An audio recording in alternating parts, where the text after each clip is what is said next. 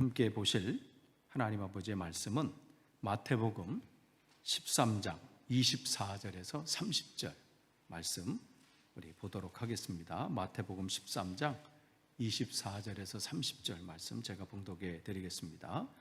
예수께서 그들 앞에 또 비유를 들어 이르시되 천국은 좋은 씨를 제밭에 뿌린 사람과 같으니 사람들이 잘 때에 그 원수가 와서 곡식 가운데 가라지를 덧뿌리고 갔더니 싹이 나고 결실할 때에 가라지도 보이거늘 집주인의 종들이 와서 말하되 주여 밭에 좋은 씨를 뿌리지 아니하였나이까? 그런데 가라지가 어디서 생겼나이까? 주인이 이르되 원수가 이렇게 하였구나. 종들이 말하되 그러면 우리가 가서 이것을 뽑기를 원하시나이까? 주인이 이르되 가만두라. 가라지를 뽑다가 곡식까지 뽑을까 염려하노라. 둘 다 추수 때까지 함께 자라게 두라. 추수 때에 내가 추수꾼들에게 말하기를 가라지는 먼저 거두어 불사르게 단으로 묶고 모아 내 곡간에 넣으라 하리라. 아멘. 이제 오늘부터 이제 우리가 지난주까지는 이제 마태복음과 누가복음에 나오는 비유까지 했어요. 세 복음서에 나오는 비유 끝냈고, 그다음에 마태복음과 누가복음에 나오는 비유. 오늘서부터는 마태복음에 나오는 그 비유 9가지 이제 9번에 걸쳐서 이제 하게 될 겁니다. 그거 끝나고 나면 이제 누가복음에만 나오는 비유를 또 하게 될 거예요. 그러니까 마태복음에 나오는 비유가 이제 9가지가 있습니다. 그 중에서 이제 오늘은 가라지 비유. 이제 이 비유를 가지고 예수님 당시에 어떤 상황 가운데 이 비유가 등장했는지, 그 다음에 마태, 즉 초대교회는 이 상황을 어떤 것으로 적용했는지, 우리가 이번 시간에는 이제 이 9번에 걸쳐서 마태복음에 나와 있는 그 마태 공동체, 그 초대교회 그 안에 이 비유가 어떻게 적용됐는지를 우리가 나누고자 합니다. 그래서 오늘 첫 번째 13장 24절에서 이렇게 보시면 거기 좋은 씨가 나오고 가라지가 이렇게 나와요. 그래서 비유를 들어서 천국은 어떤 것이냐, 그러면서 이 비유 얘기를 쭉 해요. 예수님께서 제일 많이 말씀하신 게 이 천국에 관한 내용이에요. 우리의 삶이 이 땅이 전부라면 아무거나 골라서 내 편한 대로, 내 생각대로, 내 좋은 대로 믿으면 되는데, 그 다음이 문제이기 때문에 예수님께서 이 땅에 친히 오셔서 아무 대책 없이 오지 말고 준비하고 와라. 그래서 우리가 끊임없이 그 천국은 어떠한 것인지를 계속해서 말씀해 주십니다. 우리가 어제 영국에 그냥 제가 여기 오면서 아직 어제까지만 해도 그냥 어제 전만 해도 여왕은 계속 계실 것 같은 느낌이었거든요. 갑자기 아니 며칠 전만 해도 총리 만나서 인준하고 이렇게 하셨는데, 근데 동희가 어제 그 얘기를 하더라고요. 그러니까 어제죠. 지난밤에 그러니까 아빠 꿈에 여왕께서 돌아가시는 꿈을 꿨어. 근데 그날 돌아가신 거예요. 그래서 사인을 보이시긴, 누구한테 사인 보이시긴 하잖아요. 저도 제 친할머니 돌아가실 때 그걸 오늘 군대에 있었는데 오늘 할머니 돌아가시겠다, 느낌이 막 들었어요. 그래서 전화를 드렸는데 초상 나셨다는. 근데 너 군대에 있기 때문에 연락을 안 드렸다는 거죠. 그런데 우리가 정해진 때가 있잖아요. 평생 갈 것 같아도 여왕 얼마나 옆에서 그 주치들이 하겠어요. 근데 다 때가 있다는 거죠. 그러니까 주님께서 그 천국을 말씀하시면서 계속해서 그곳은 어떤 곳이냐, 그 말씀을 계속 하시는 거죠. 근데 이제 오늘은 이 말씀을 통해서 뭘 우리가 말씀하시는지 살펴보고자 합니다. 좋은 씨, 또 가라지. 근데 여기 좋은 씨라고 그러면 보통 여기 말할 때는 우리가 밀가루 할 때 그 밀이죠. 그 밀을 얘기하는데, 물론 그러니까 철기 시대 때부터 이제 밀을 이제 주식으로 이제 사용했다고 합니다. 그 전까지는 보리였대요. 보리였다가, 그러니까 지금으로 BC, 그러니까 2000년, BC 2000년 그때 철기부 시대 그때 시작되는데 그때부터 그러니까 여기서 나오는 것은 좋은 씨는 밀을 여러분 생각하시면 됩니다. 그러니까 요셉이 흉년이 들고 또 그때 풍년이 들었을 때 한 것도 다 밀을 얘기하는데 근데 여기서 보면 원수가 와서 25절에 보시면 원수가 와서 가라지 거기 보면 곡식 가운데 가라지를 덧뿌리고 갔더니 그러니까 이 나온단 말이죠. 그러니까 이 제자들이 여기 이제 가라지가 이제 보이는 거예요. 거기 곡식도 있는데 가라지도 보이니까 이걸 우리가 그러면 뽑을까요? 이렇게 질문하면서 이게 어디서 생겼습니까? 그렇게 질문하는 거예요. 그럴 때 28절에 원수가 이렇게 하였구나 이렇게 대답을 하십니다. 그러니까 이 당시 이 주인들은 뭐 농부라면 밭에 자란 것을 보고 누구나 누가 그랬는지 금방 알아차렸다는 거예요. 그럼 원수가 악의를 갖고 몰래 가라지를 뿌려놓은 것이다. 그럼 예수님 당시 실제로 그런 이런 일이 있었을까? 있었다는 거예요. 그 당시에 이 예수님께서 어떤 비유를 하실 때는 전혀 그 청중들하고 그들의 삶과 무관하게 아무것도 모르는 내용을 하시는 게 아니라 그들의 삶 속에서 익히 그들이 알고 있던 내용을 예를 들어서 이렇게 말씀을 하시는데 그 당시 남의 밭에 가라지나 이렇게 잡초나 다른 것을 심으면 벌을 하는 로마법이 있었대요. 그러니까 그거에 대해서 하는 사람들을 잡아다가 그 얘기는 그런 사람이 있다는 거죠. 남의 밭에 몰래 잡초를 심어놓고 가라지를 심어서 이 곡식이 그걸 잘 안 나도록 그리고 처음에는 이 가라지를 심은 게 거의 비슷해가지고 자랄 때까지는 모른다는 거죠. 그러니까 다 추수 때에 대해서 열매가 있느냐 없느냐 이걸로 구분하는 거지 처음에 자랄 땐 이게 가라지인지 이게 밀인지 모르고 이렇게 된다는 거죠. 그러니까 초반에 그렇게 놓으면 그 농부들은 열심히 야 우리 풍성하고 야 추수가 많구나 생각해서 하는데 어떻게 나중에 보면 뭐 반 이상이 뭐 가라지 이렇게 돼버리면 낭패잖아요. 다시 기회가 없고. 그러니까 로마법에는 이런 일들이 있었다는 걸 봐서 그 당시 뭐 팔레스타인 지역에도 그런 일이 있었겠죠.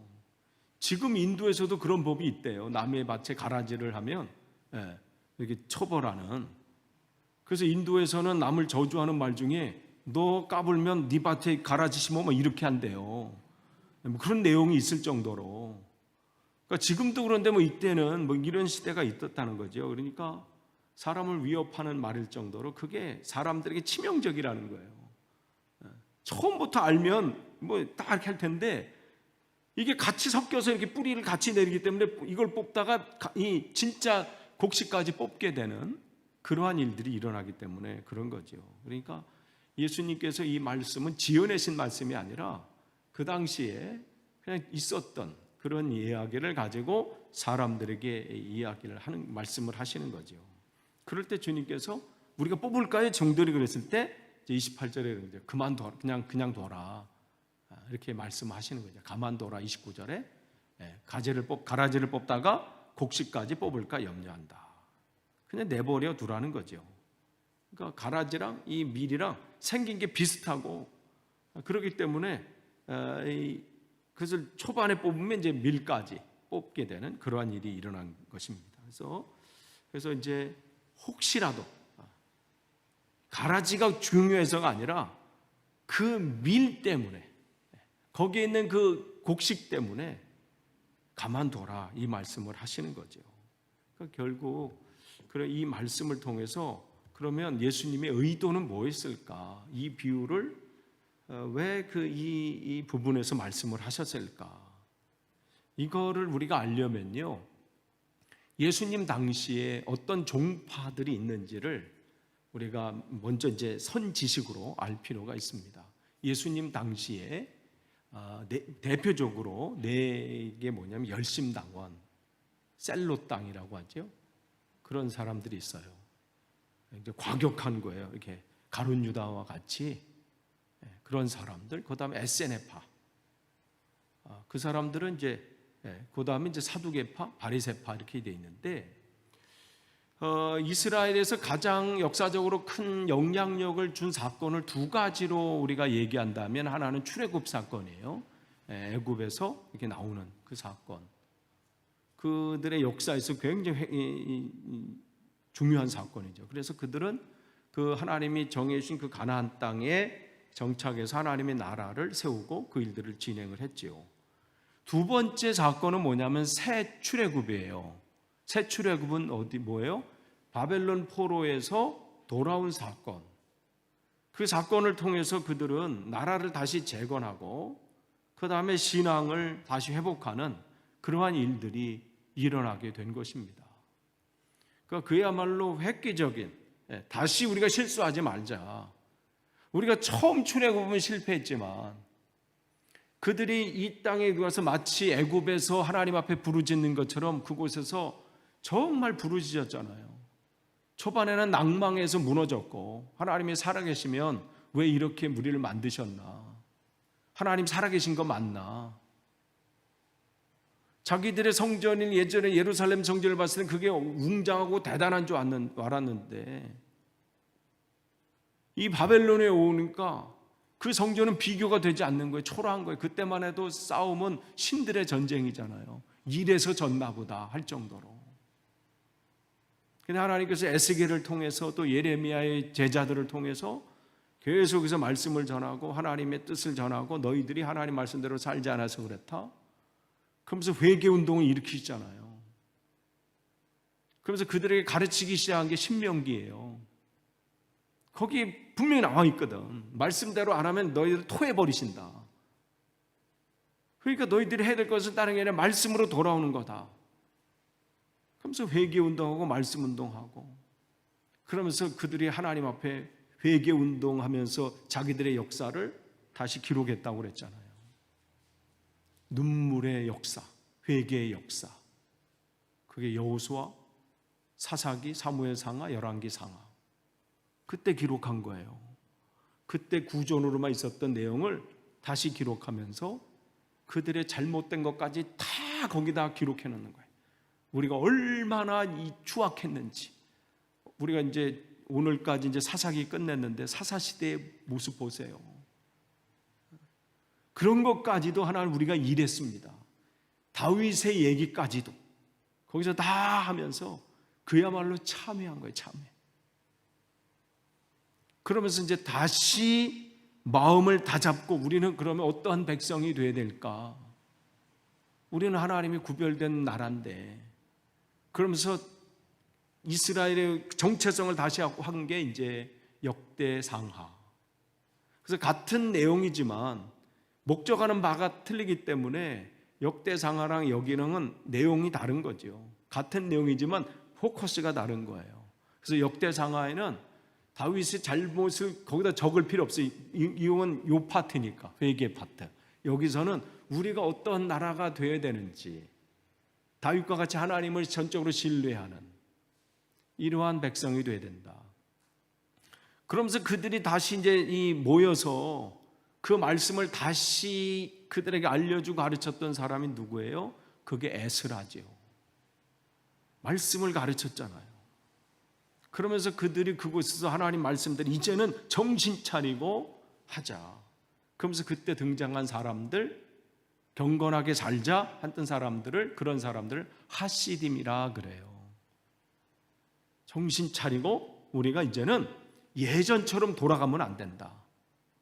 그런 구별된 사람들, 경건한 사람들, 그런 사람들이 이제 생겨나기 시작하는 거죠.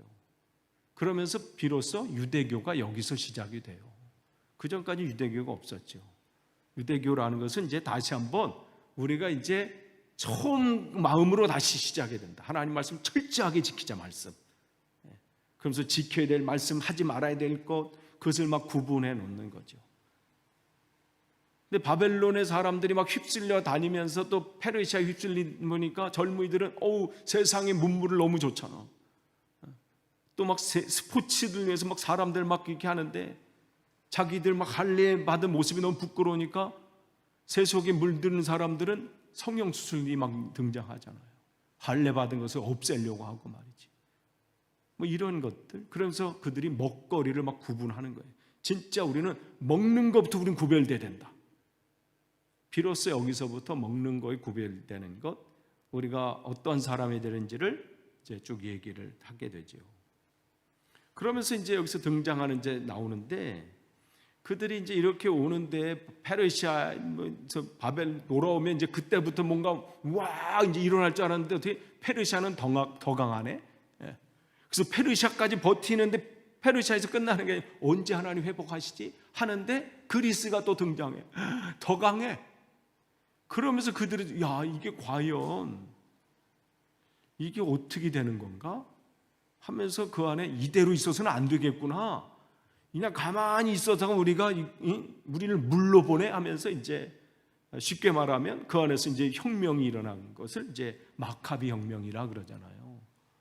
제사장이 한 가문에 5 형제가 있었는데 그 중에 장남의 이름을 따서, 물론 그가 주도적인 역할을 했지만, 그러면서 이제 혁명이 일어나는 그런 상황 속에 이제 사람들 안에서 이제 이게 나눠지기 시작하는 거예요. 뭐냐면, 야, 하나님의 뜻은 그렇지 않다. 그러면서 구분이 되는데, 여전히 그 안에 저 외국인, 저 우리를 핍박하는 저 우리를 식민지하는 저 인간들, 그들을 늘 분노를 품고 몸에 비수를 늘 칼을 품고 다니는 사람. 그래서 여차면 내가 그냥 그를 없애버리겠다. 그런 사람들을 열심당원 이렇게 얘기하는 거예요. 계속해서 핍박이 있으니까 언제 이대로 있어서는 아니라 우리가 이제는 맞서야 된다. 가만히 있으니까 우리를 가만히로 보내 뭐 이렇게 되는 거예요. 그러니까 어떻게 칼을 품고 다니면서 여차면 내가 죽인다. 그런 사람들을 열심당원, 셀로 땅 이렇게 얘기를 하죠. 그런 사람들이 있었고요. 그 다음에 또 한쪽에서는 너무 이쪽으로 이제 레디칼하게 나온 거죠. 한쪽은 그럴 게 아니라 우리는 이 더러운 세상, 여기와 우리는 작별하고 우리는 광야로 들어가서 우리는 거기서 하나님만 바라보고 그런 삶을 살자. 그런 사람들을 이제 에세네파 이렇게 얘기해요.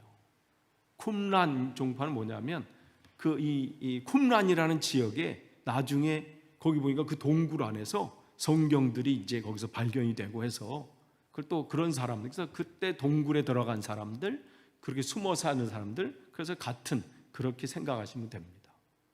이런 대표적인 게 세례 요한이죠.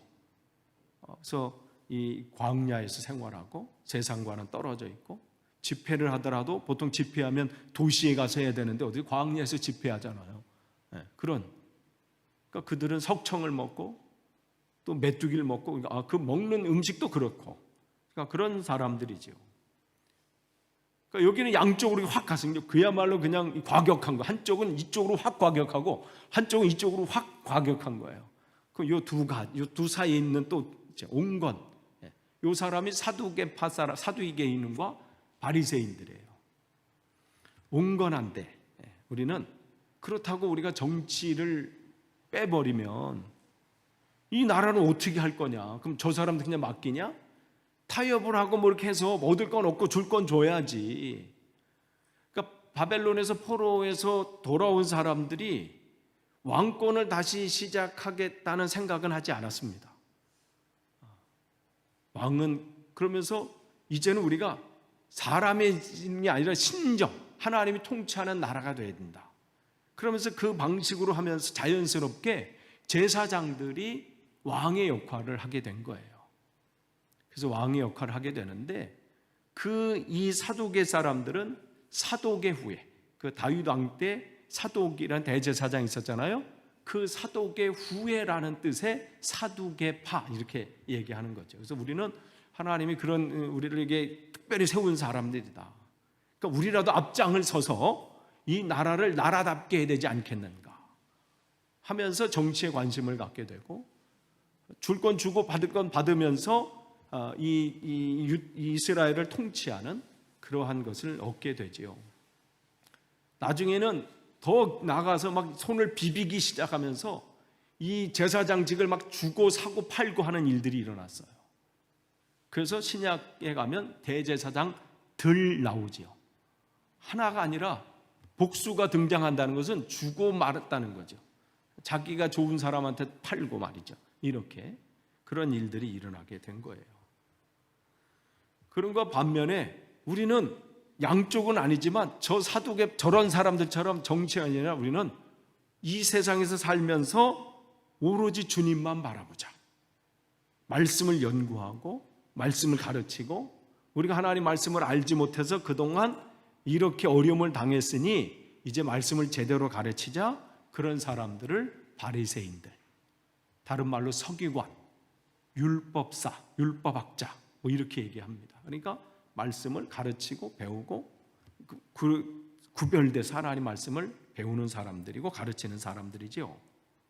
이렇게 구분이 돼 있는데, 이렇게 이제 이 바리새인들은 이제 성별된 사람들이라는 뜻으로 유대교 안에서 수도사들 이렇게 생각하시면 됩니다.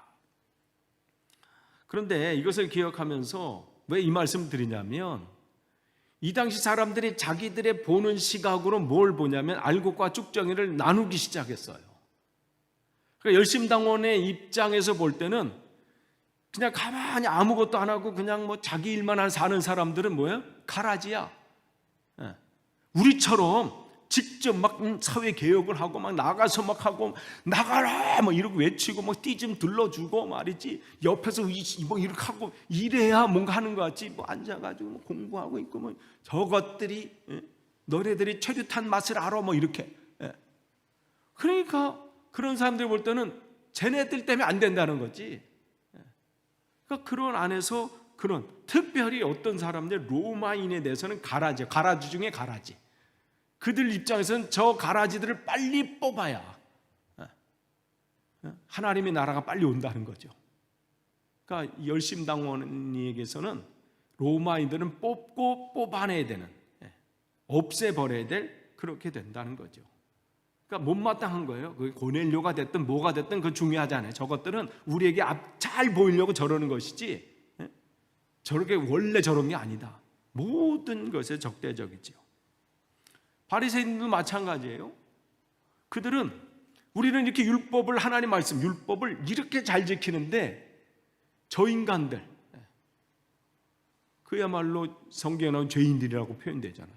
세리, 뭐 장녀, 심각한 병이 걸린 사람들, 그들은 죄인인 거예요. 저것들은 뽑아내야 될 거예요.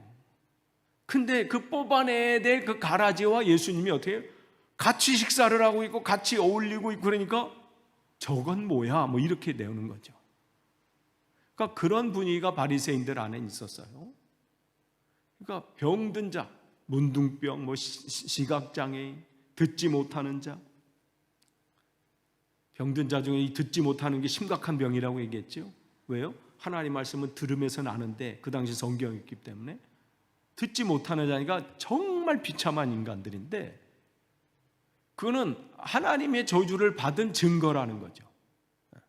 우리는 눈에는 받았는지 안 받았는지 안 보이지만 그의 지금 상황을 보면 받은 자야.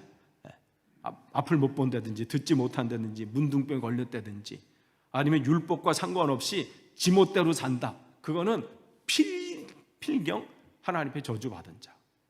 그럼 죄인, 그건 가라지, 뽑아야 된다. 뭐 이 얘기를 하는 거죠. 그러니까 그런 가운데 끊임없이 이걸 구별되는 것을 생각하고 있었죠. SNF파 사람들도 마찬가지예요. 이 SNF파 사람들도 저것들은 세속에 사는 사람, 우리는 구별돼 따로 나와서 진짜 우리는 고요한 가운데 하나님만 바라보는 경건한 사람들, 저것들은 다 뽑아서 없애야 될 것들, 이렇게 구별하고 있는 거죠. 이러한 상황이 지금 예수님 시대에 있었다는 거예요. 근데 이게 이 사람들뿐만 아니라 예수님의 제자들 안에서도 있었어요. 예수님께서 이 9장 51절에서 54절에 지금 사마리아를 거쳐서 예루살렘으로 이제 십자가를 지러 이제 내려가시는 길인데, 거기서 하룻밤 머물려고 하는데 그 사람들이 안 됩니다 이렇게 거부한 거예요. 그러니까 어떻게 야고보와 요한이 화가 나가지고 주님, 하늘에서 불을 내려서 저 가라지들을 다 태울까요? 이런 내용이에요. 제자들의 입장에서는 사마리아가 가라지야. 밑에 유대인들의 입장에서는. 그러니까 저것들은 가라지, 우리는 알고. 그러니까 예수님을 따라가지만 그 안에, 깊은 내면 안에는 또 그 안에서 구분하고 있어요. 그러니까 전세 이 나라가 각자 자기의 생각과 신념과 그의 생각에 따라서 알곡과 가라지가 다 달라. 만약에 그들 생각으로 다 태우면 다 몽땅 다 뽑혀야 되는 그런 상황이 돼버리는 그것이 있지요. 그때 주님께서 그건 너희들이 뽑을 생각 말아라. 그걸 판단하고 앉아가지고 저 사람이 믿음이 좋네 안 좋네, 저거는 뽑아야 되나 말아야 되네, 이러고 있지 말아라. 그거는 하나님의 일이다, 그렇게 말씀하시잖아요. 그래서 성경에서는 주님께서 이 말씀을 하시는 거예요.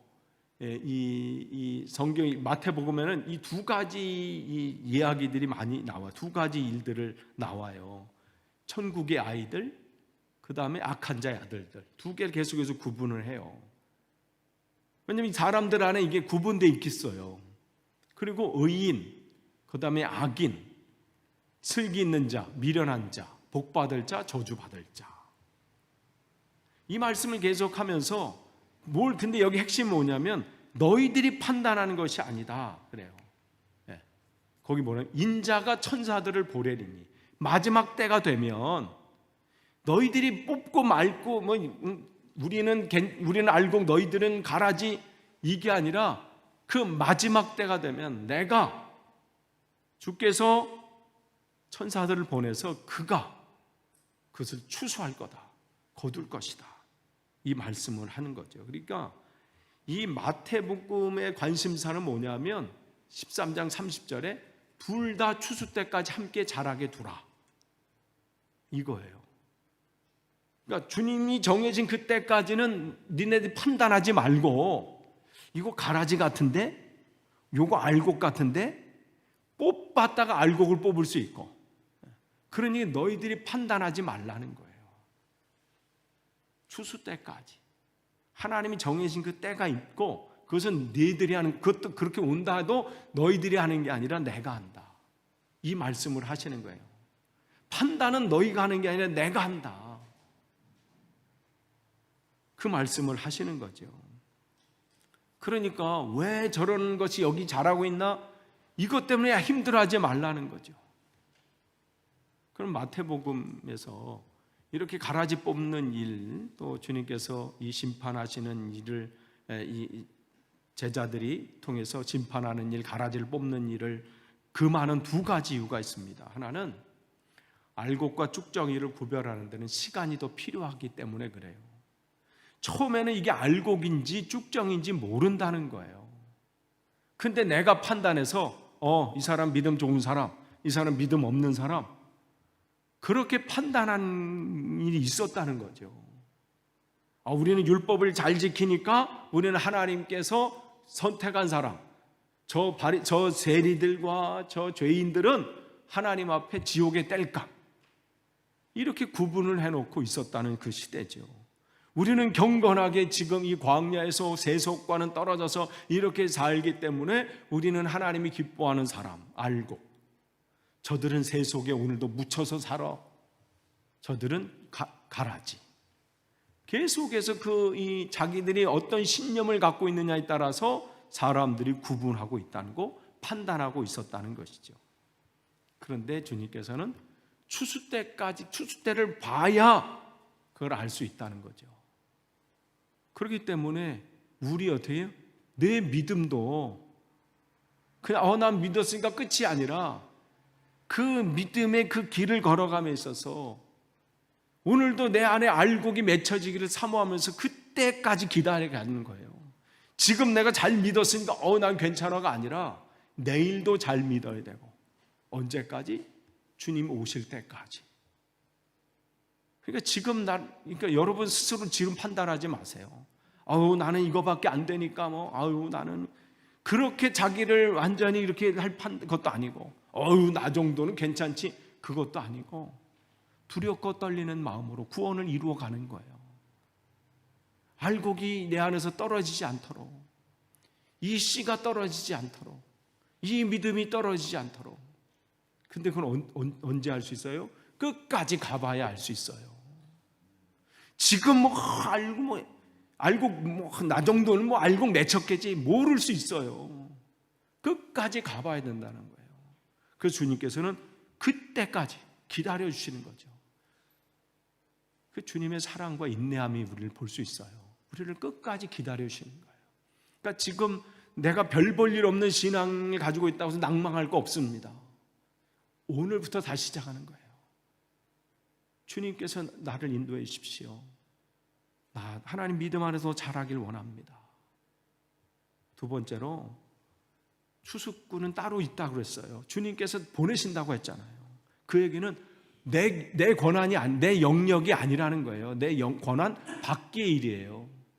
그러니까 내가 누구를 판단하고 또 뭐 하는 것은 내가 하는 게 아니라는 거죠.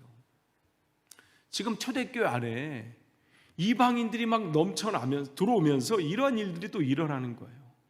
그 안에 있었던 유대인 기독교인들은 자기들은 열심히 율법 잘 지켜가면서 하는데 저것들은 안 하는 것 같고, 오긴 왔는데 저것들은 과연 알곡이 될까? 뭐 이렇게 생각하는 거죠. 교회 안에 그런 일들이 있으면서, 그러니까 사도 그 바리새 거기 일들에 푹 쩔었던 사람은 교회 안에서 판단하는 거야. 나는 율법을 잘 지키는데 저것들은 안 지키는 거 보니까 이 말씀을 봤을 때, 이 말씀을 주신 걸 봤을 때 저건 조인간들이 바로 가라지구만. 이렇게 판단하고 앉아 있는 거예요. 교회 안에서. 이 말씀을 자기에게 비추는 게 아니라 어떻게 남에게 비추면서 이 말씀이 이때를 위해서 저 외부에서 들어온 저 인간 가라지 A 저 사람은 가라지 또 가라지 들어왔네 이렇게 그러가고 앉아 있는 거예요. 우리는 알고 뭐 이렇게 우리 초창기 멤버 우리는 알고 또 우리는 이 교회 창립 멤버 알고 저것들은 어느 교회에서 가라지 뭐 이렇게 이렇게 있는 거예요. 이렇게 그 얘기를 주님께서 파악하면서 추수 때까지 놔두라. 모르는 거예요. 그거는 지금 안 맺었다고 안 맺는 게 아니야. 그 모든 것은 하나님 소관에 있으니까. 그러니까 그때를 보라는 거죠. 반드시 끝은 있습니다. 그러나 그때 하나님께서 결론을 내시는데 하나님이 내시는 거예요. 우리는 내 믿음을 그때까지 계속 이 믿음이 떨어지지 않도록 알곡이 내 안에 있는지 날마다 점검하면서 내 믿음은 어떤지 날마다 점검하면서 남의 보는 그 시선을 나에게 먼저 돌리는 거예요. 그리고 이단들이 득세한다고 여러분 염려할 거 없어요. 뭐 득세하라고 해요. 때가 되면요 다 모아서 태우실 거야. 그것 때문에 뭐 뺏겨서 말씀 묵상하는데 심란하고 말이죠. 기도도 안 되고 그런 거 안 돼. 그거 신경 쓰지 마시고요. 나를 보는 거야. 나는 어떤가? 내가 그런 것들이 온다 할지라도 요즘 뭐 어떤 하나 봤는데 지난주 뭐죠? 그게 PD 수첩인가? 북한이야, 북한. 참 한국은 하얀 100명이 전 세계 예수가 있다 하면 누가 이 통계가 95명이 한국이라고 하긴 하는데 또 그런 또 예수가 있어. 예수를 넘은 것 같아. 그건 하나님이더라고. 안 보신 분은 지난주 PD 수첩 한번 보세요. 누가 보라고 해서 봤는데 혈압 저렇게 무지할까? 근데 그 사람들이 그냥 뭐 아무 생각 없는 사람이 아니더라도 또 논리 정렬 이야. 근데 수령님한테 하듯이 말 톤도 그냥 그런 사람이 있어요. 때가 되면요 하나님이 다 정리하시는데 나를 먼저 보는 거예요. 나는 어떠한가? 나는 그러한 상황이 올 때 나는 견뎌낼 믿음이 있는가? 나는 거기에 그런 미혹과 그런 유혹이 올 때 나는 안전한가? 지금 보면서 뭐 저 인간들 하지만 나도 그 상황 되면 나는 어떤가? 그런 것을 늘 경계하면서 마지막 때까지 이 알곡이 떨어지지 않도록 완주하는 거예요. 판단은 내가 하는 게 아닙니다. 끝을 맺습니다.